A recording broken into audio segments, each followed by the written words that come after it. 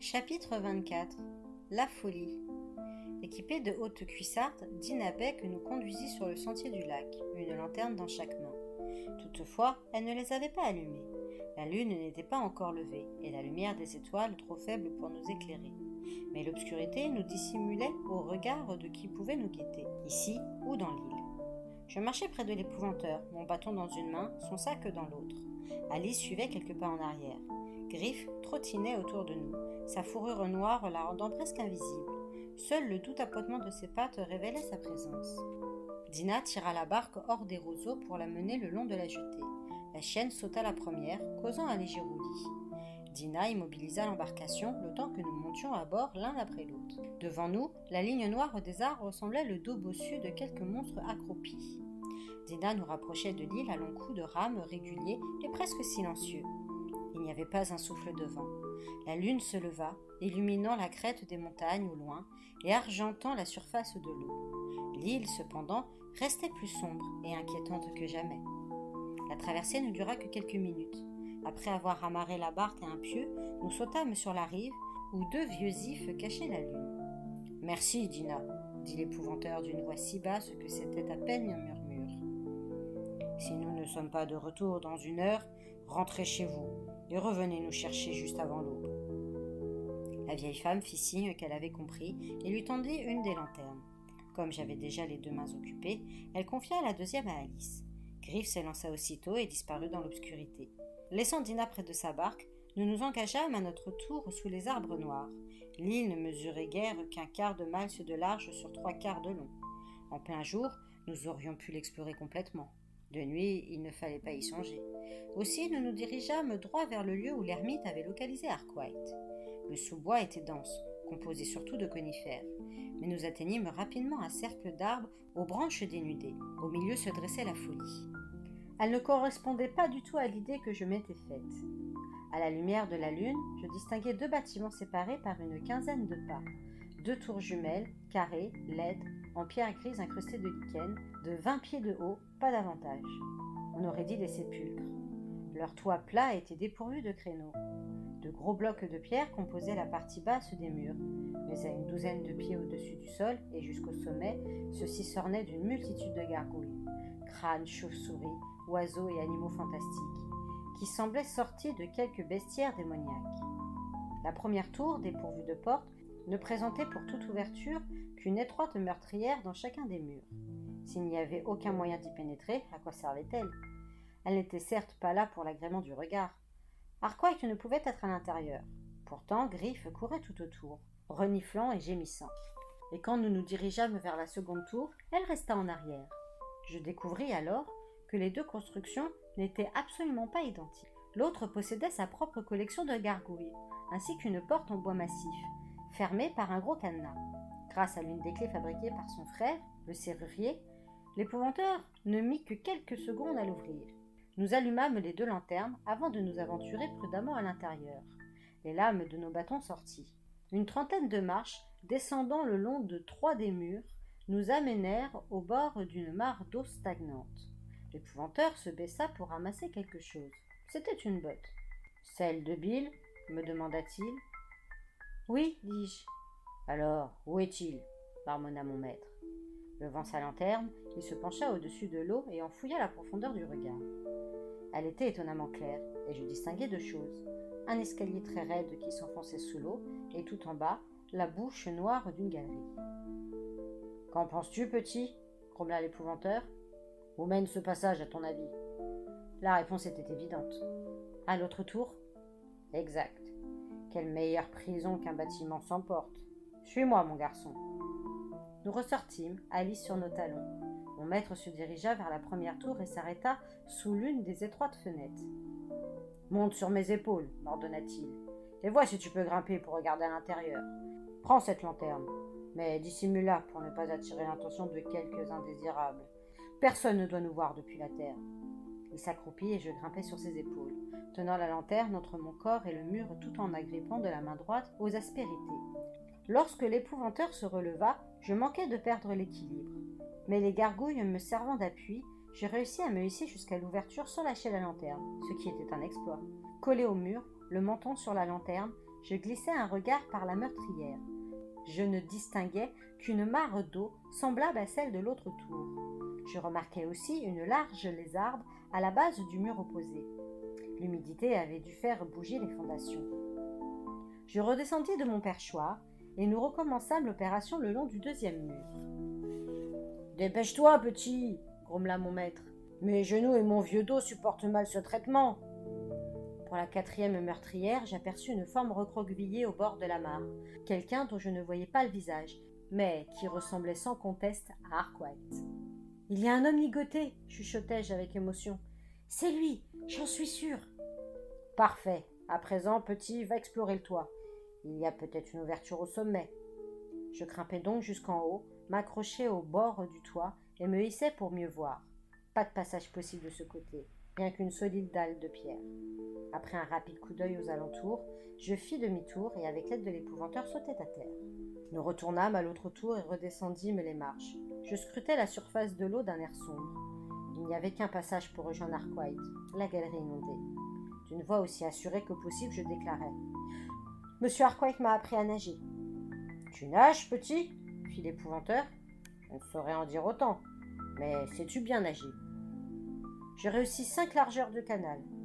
Mon maître secoua la tête d'un air dubitatif. « C'est trop dangereux, Tom !» intervint Alice. « Il te faudrait plonger et t'engager dans ce tunnel sombre. Si je savais nager, je serais venue avec toi. À deux, on aurait eu plus de chance. » « La fille a raison, » approuva l'épouvanteur. « Gina connaît peut-être un nageur assez habile pour tenter le coup. »« Vous voulez faire confiance à un étranger ?» protestai-je. « Non, je peux le faire. Je dois au moins essayer. » L'épouvanteur n'insista pas pour me retenir, mais il me fixa en silence pendant que je jetais mon manteau et ma chemise, mes bottes et mes chaussettes. Finalement, j'enroulai ma chaîne d'argent autour de ma taille et me préparai à descendre dans l'eau. « Tiens, » dit mon maître en me tendant son couteau, « passe ça dans ta ceinture. Tu en auras peut-être besoin pour libérer Bill. Prends ça aussi, il aura sûrement soif. » Il me donna une gourde d'eau. « J'ai quelque chose qui pourrait t'aider, » déclara Alice. Tirant de sa poche le sachet de cuir qui contenait ses herbes séchées, elle en défit le cordon. Elle s'en était déjà servie une fois très efficacement pour soigner ma main brûlée, mais je n'avais jamais vu une telle diversité de plantes dans sa collection. Sans que je le sache, elle avait consacré du temps à ses cueillettes. Nul doute que ses talents de guérisseuse s'affirmaient. Elle choisit une feuille sèche. « Tu lui remettras un petit morceau sous la langue, ça le ranimera, s'il n'est pas déjà hors de portée. » L'épouvanteur lui jeta un regard dur, puis fit un signe d'assentiment. J'enfonçai donc la feuille dans ma poche de pantalon, coinçai le couteau et la gourde dans ma ceinture. « Sois prudent, petit, » me recommanda mon maître. « Ce que tu entreprends est très risqué. Si tu as le moindre doute, n'insiste pas. Personne ne t'en voudra. » J'acquiesçai et m'engageai sur les marches. L'eau était si froide que j'eus le souffle coupé. Adressant un petit sourire à Alice, je fis quelques brasses et tentai de plonger vers l'entrée de la galerie. Je n'allais pas bien loin. L'eau résistait et me repoussait vers la surface. Ou je ne faisais pas le bon mouvement, ou je n'étais pas assez fort. Je pris une grande inspiration et recommençai. 3 secondes plus tard, je ressurgissais, toussant et crachant. Je me sentis ridicule. Jamais je ne réussirais à ramener Arkwright. Il nous faudrait avoir recours à Dina, en fin de compte. Je regagnai le bord en quelques brasses, jusqu'à ce que je sente les marches sous mes pieds. Je me souvins alors d'une chose qu'Arkwright m'avait dite. Quand on désire plonger dans les profondeurs, le mieux est de se remplir les poches de pierre. « Alice, dis-je, retourne dehors et rapporte-moi les 2 plus gros cailloux que tu trouveras. » Mon maître et elle me dévisagèrent d'un air interloqué. Je leur expliquai. Avec un poids dans chaque main, j'atteindrai le fond et je pourrai pénétrer dans le tunnel. Alice fut vite de retour. Elle m'apportait 2 lourdes pierres. Les tenant contre ma poitrine, je redescendis les marches jusqu'à avoir de l'eau à la taille. Après une profonde inspiration, je plongeai. Je m'enfonçai aussitôt dans une obscurité glauque. L'ouverture de la galerie était juste en face de moi. Aussi, lâchant les pierres, je m'y engouffrai à grandes poussées de jambes. Les parois de pierre me râpaient les épaules. 2 nouvelles brasses, et je fus dans le noir total. La panique s'empara de moi. Et si on s'était trompé? Si ce passage ne menait pas à l'autre tour? Je m'efforçai d'exécuter les mouvements de bras qu'Arkwright m'avait enseignés, mais le tunnel était étroit, et je me meurtrissais douloureusement les coudes. L'air commençait à me manquer. Les poumons me brûlaient. Je m'efforçai de garder mon calme hors de l'eau. J'étais capable de retenir mon souffle bien plus longtemps que ça. Où était la différence? Tant que je maîtrisais ma peur, tout irait bien. Enfin, à mon grand soulagement, je sortis du tunnel et remontai vers la surface. J'eus le sentiment d'une présence sur ma droite, quelque chose de gros. Mais la seconde d'après, ma tête surgissait à l'air libre. Je relâchai mon souffle et inspirai avec délice. Agitant légèrement les mains et les pieds, je me maintins sur place. Il faisait très sombre dans la tour. Je ne distinguais que le rectangle clair des meurtrières. Un rayon de lune passait par l'une d'elles. Mes yeux s'habituant toujours très vite à la semi-obscurité, j'y verrais assez pour ce que j'avais à faire. 3 bras se m'amenèrent à l'escalier. Quelques secondes plus tard, j'étais debout sur le rebord de pierre, dégoulinant, attendant que ma vision des lieux se précise. Je finis par distinguer une sorte de tas de chiffon contre un mur. Ça devait être Arkwright. Je fis quelques pas prudents vers lui. J'entendis alors un murmure au-dessus de ma tête. Surpris, je levai les yeux. Quelqu'un m'appela. « Tom !» Je reconnus la voix d'Alice. Elle avait dû escalader la tour, comme je l'avais fait pour atteindre une des ouvertures. « Tom, ça va ?»« Jusqu'à présent, oui. Tiens, je te lance une bougie. » Quelque chose rebondit sur le sol près de moi, et je me précipitai pour mettre la main dessus. « Maintenant, » reprit Alice, « je t'envoie ton briquet. Attrape-le, Tom. Je ne voulais pas qu'il se casse. » Je ne voulais pas non plus, car j'y tenais beaucoup. Mon père, qui l'avait reçu de son propre père, me l'avait offert quand j'avais quitté la maison pour devenir l'apprenti de l'épouvanteur. Je le sentis tomber plus que je ne le vis et le saisis au vol. J'eus vite fait d'enflammer la mèche à Amadou et d'allumer la bougie. Rangeant le briquet en sécurité au fond de ma poche, je m'approchai de la forme ratatinée. C'était bien Arkwright. Je reconnaissais ses traits à présent. Mais respirait-il encore ? « C'est lui !» lançai-je à Alice. « Il paraît en mauvais état. Je vais tout de même tenter de le ramener par le tunnel. Bon, je t'attends dans l'autre tour. » Le visage d'Alice disparut, et j'entendais bientôt des pas qui s'éloignaient au dehors. Quelque chose attira alors mon regard. L'eau de la fosse était claire, j'en distinguais le fond. Et ce que j'avais repéré du coin de l'œil en pénétrant dans cette espèce de puits, c'était l'ouverture d'un second tunnel. Où conduisait-il ? Au lac ? Cette hypothèse était plus qu'inquiétante. Il y avait donc un autre accès à cette tour. Une sorcière d'eau pouvait s'emparer de moi sans passer par la porte gardée par Alice et l'épouvanteur. C'est alors que le pire advint. La surface de l'eau se mit soudain à briller et une silhouette se dessina. Quelqu'un m'observait à l'aide d'un miroir. Était-ce Alice ? Avait-elle échappé à la surveillance de mon maître ? Bien sûr, celui ou celle qui m'espionnait pouvait utiliser un lac, une mare ou une simple flaque. Le résultat était le même. Je compris vite qu'il ne s'agissait pas d'Alice, et les griffes de la peur me labourèrent l'estomac. C'était la meurtrière, la sorcière aux ciseaux. À part une écharpe reposant souplement sur ses épaules, elle était vêtue comme lors de notre dernière rencontre. Le même sarrau noir noué à la taille, la même jupe ouverte en deux et attachée autour de ses jambes. Aux lanières de cuir enserrant sa poitrine pendaient de nombreux étuis contenant chacun une arme mortelle. Je ne pouvais détourner les yeux de la plus effrayante, la paire de ciseaux dont elle se servait pour torturer ceux qui tombaient entre ses mains, aux lames assez tranchantes pour tailler la chair et les os. La dernière fois, je l'avais bernée en faisant mine de me rendre, et elle avait cloué au tronc d'un arbre avec le bâton de l'épouvanteur. Elle ne se laisserait plus tromper aussi aisément. Elle savait à présent de quoi j'étais capable. Elle portait au cou son habituel collier d'ossements humains, les trophées pris sur les malheureux qu'elle avait assassinés. Elle ne vivait que pour répandre le sang. Elle respectait, disait-on, son propre code d'honneur, appréciait qu'un combat ne soit pas gagné d'avance et se refusait à vaincre en trichant. En cela, je l'avais déçue. Pour sauver ma peau, j'avais eu recours à la ruse, ce qui n'avait pu que m'attirer son mépris. Elle m'adressa un curieux sourire, puis elle ouvrit la bouche et une buée courut à la surface de l'eau. Je compris qu'elle soufflait sur le verre d'un miroir pour écrire dessus. Quoi ? Des menaces ? L'annonce des représailles qu'elle me ferait subir ? « Sors d'ici ! Vite !